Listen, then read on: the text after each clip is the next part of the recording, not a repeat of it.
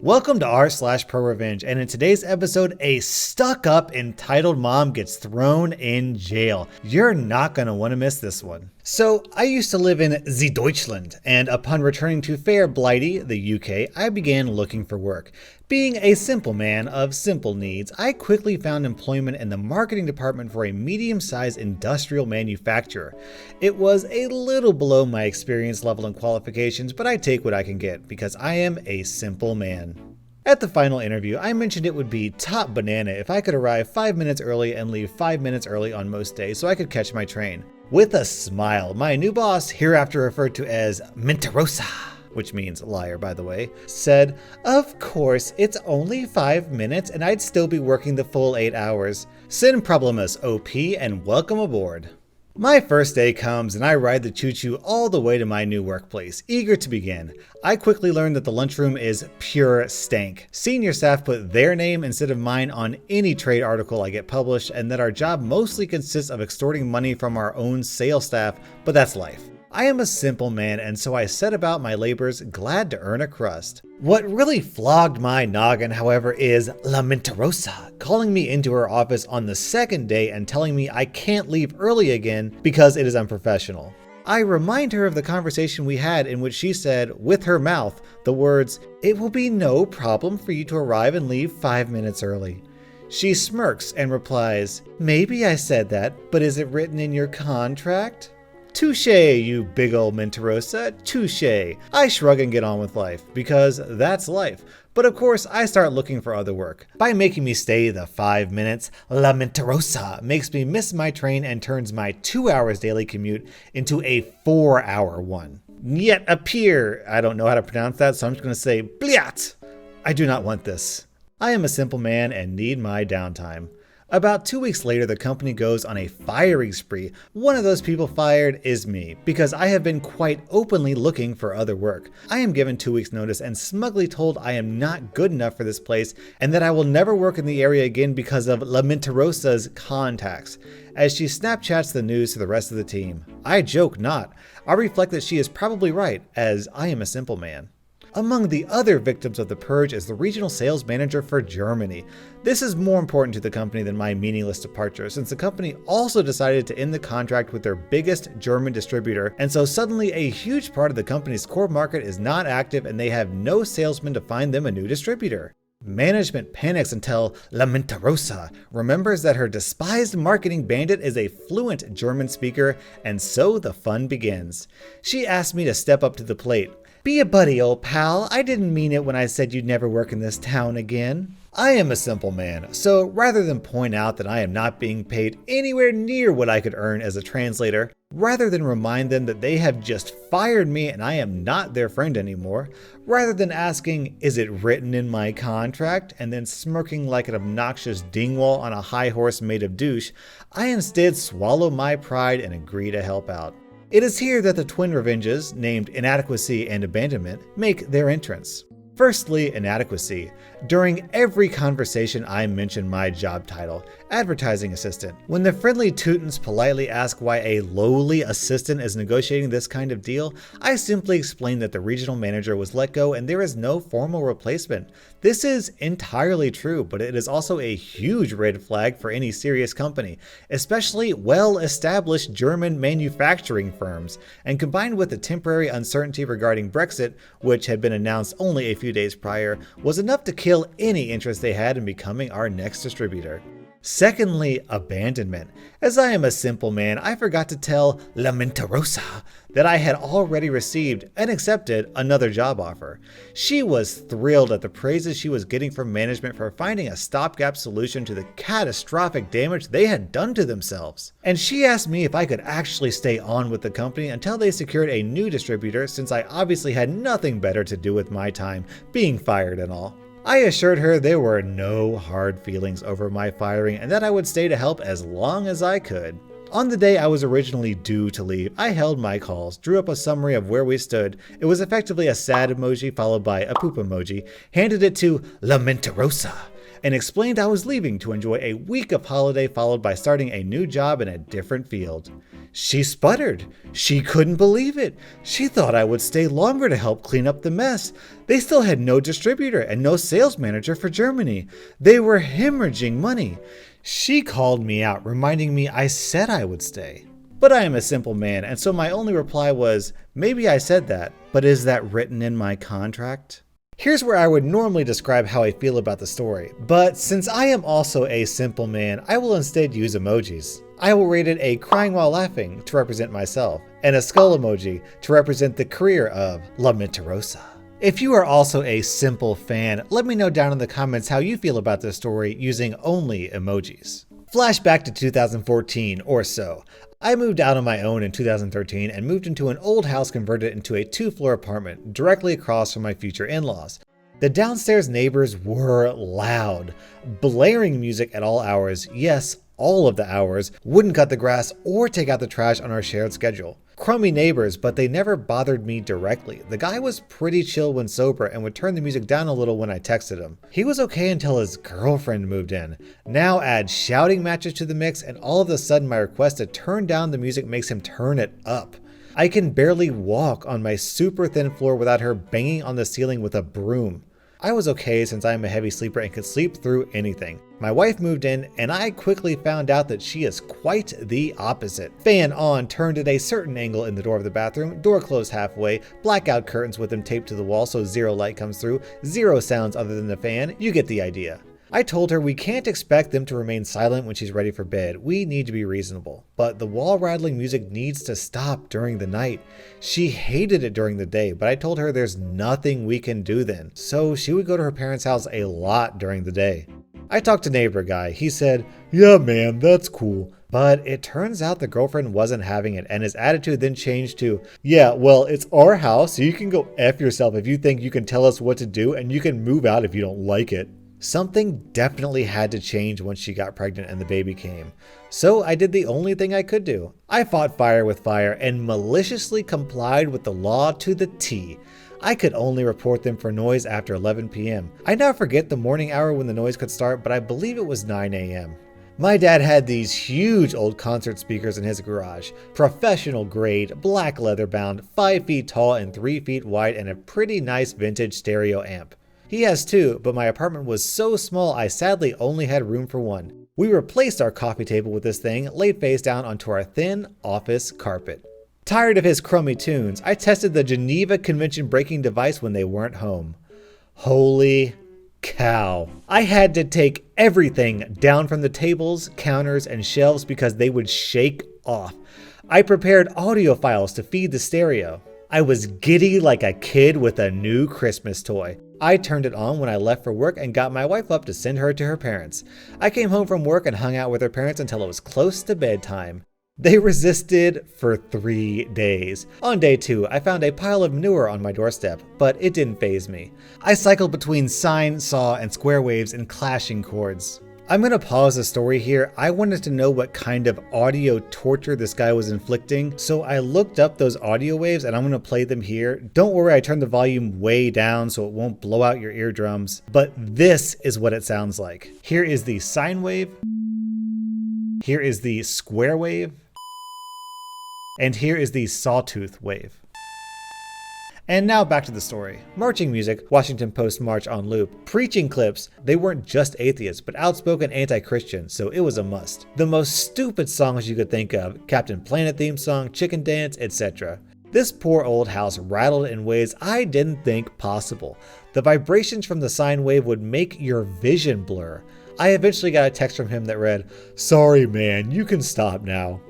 I did not. He needed a few more days to let it sink in. Plus, I had so much fun putting it together. They complained to the police and the landlord. There was nothing they could do since I wasn't doing anything wrong. I didn't even hear music during the time of peace to follow. It was so quiet. They would build up their courage and try again every few weeks when I wasn't home, but my wife was. I then showed her how to tame the beast so she could let it loose while I was away.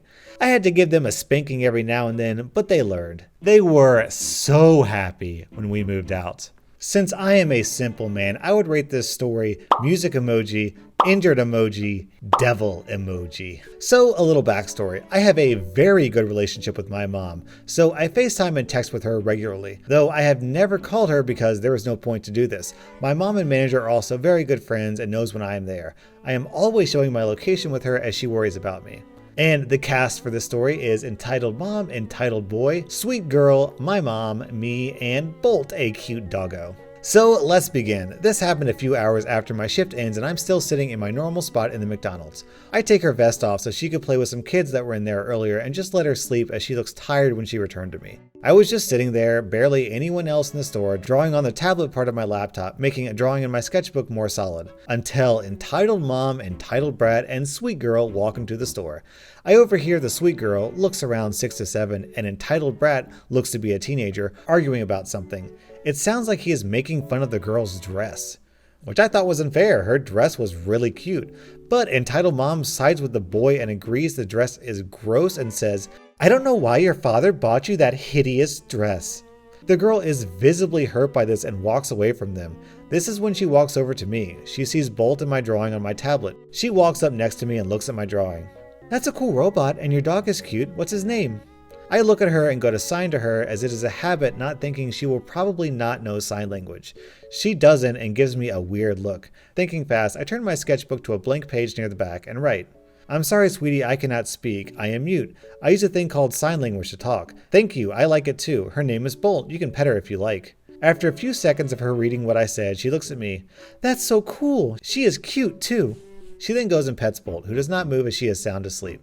I just smile and get back to what I was doing for a few seconds before. Snatch! My sketchbook is grabbed and taken off the table by Entitled Brat. "Your drawings suck. Why do you even do it anymore?" I look at him shocked and confused by why he grabbed my sketchbook, not even registering the fact he insulted my drawings. I take back my book, ripping the drawing I was just working on. "Her drawings are not stupid. They're cool." "No, they're not. Anyone can draw better than her." Now realizing he was insulting my work, I get the maddest I get during this whole encounter. Standing up, which in itself is very intimidating, but I am wearing a tight red tank top this day and it shows my muscles very clearly. I have a six-pack and a little on the buff side, which is not intimidating if you're an adult, but if you're around my size, it is. This kid was taller, yes, but not enough to easily overpower me. He sees this and, like a lot of kids, runs off, and I sit back down smiling at Sweet Girl, who smiles back, probably never seeing anyone stand up to her brother. But no, we are nowhere near done with this. Moments later, he is back with Entitled Mom. "What the heck did you do to my son? Sweet Girl, stop petting that dirty mutt." "But Mom," she was cut off. "I asked you a question, brat. Answer me." "Mom, she's..." cut off again. "You're scared now, kid, that I have an adult with me." "Answer me." "Mom, she threatened to beat me if I didn't give her money. She's probably homeless." All of this, I never get a chance to think or even try to sign with her, but finally, Sweet Girl gets a word in. "Mom, she can't talk. She's mute." I look at her thankful, but this does nothing to calm her down. "Don't you dare raise your voice at me. That's complete nonsense. Of course she can speak. She's just a homeless witch. She probably just said that to get you on her side." At this point, I'm actually freaking out as I don't know what to do. I don't want to reach for my book or tablet as I'm afraid she will attack me. I really don't think signing to her would work and probably only make her mad. All the while, Sweet Girl looks at me with embarrassment and shame. "Gosh darn it, say something! Stop it with this mute BS!" At this point, she must have noticed my phone laying on the table. Grabbing it, I get scared as I think she is stealing it, but she says, "Let's see what your parents think about you threatening kids and walking around like a prostitute." I was wearing a red tank top that showed very light cleavage, less than she was showing, black jeans, they had neon paint all over them, and one of those hoodie jean jackets. She opens my phone. I don't have a password on it because it's very old iPhone 4 as I don't really need a phone for much. I don't really use it much except to listen to music. She goes to my contacts and calls my mom. She answers in seconds as the only time she gets a call from my phone, it's an emergency. She had to put it on speaker to embarrass me. At this exact moment, Entitled Brat asks, "Mom, can I take her laptop?" Who is this? Is something wrong with my kid? Entitled Mom seems a little shocked that she immediately knows it's not me, but starts with a very smug tone. "Yes, miss, I have her right here, and she is being extremely rude to me and my children." She is cut off by my mom. I extremely doubt that, miss. She is mute and has never been rude in her life. Now please return her property or I will call the cops. Looking more enraged now. How dare you? Your teenage daughter is walking around like a prostitute with some stray. She even stole my son's laptop. Miss, I do not like you talking about my daughter and her service dog like that. I know for a fact my daughter does not have a violent bone in her body and would never steal anything.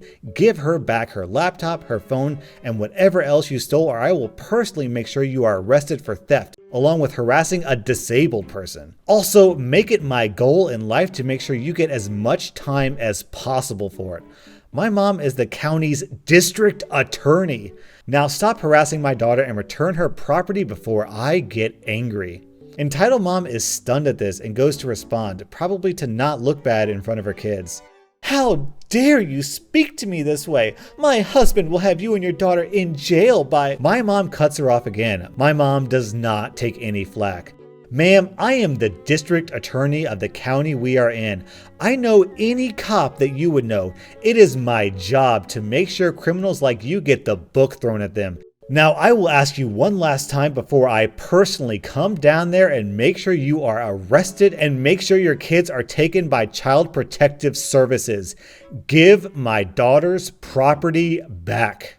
She says all of this in the very cold, very serious, and very scary tone me and my sister know from our childhoods, which also probably gives murderers nightmares. Entitled mom just stands there frozen. I thought it was over. I was wrong. Entitled mom seems to get some courage back.